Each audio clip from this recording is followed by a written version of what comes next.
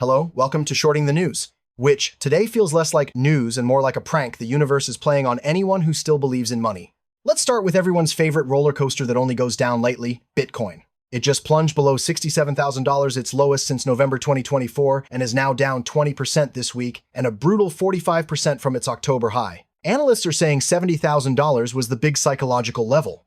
Translation, Bitcoin looked at $70,000, shrugged, and said, nah, I'm gonna go hang out in the $60,000 neighborhood instead. Institutional investors who were buying ETFs like they were Pokemon cards last year, yeah, they're now net sellers. Bitcoin isn't digital gold anymore, it's digital fool's gold, and we're all the fools.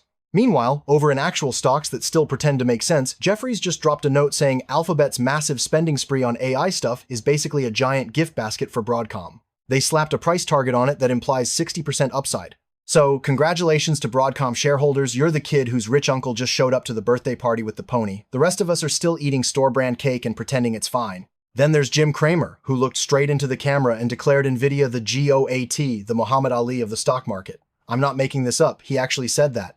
Somewhere, Muhammad Ali's estate is wondering if they can get royalties every time NVIDIA floats higher than everyone else combined. NVIDIA isn't just winning, it's doing victory laps while the rest of the market is still looking for its shoes. In political finance crossover news that nobody asked for, Treasury Secretary Scott Bessent told a Senate hearing that if Fed Chair nominee Kevin Warsh ever refuses to cut rates when President Trump wants him to, well, Trump will decide whether the DOJ should investigate him. Senator Elizabeth Warren is not amused.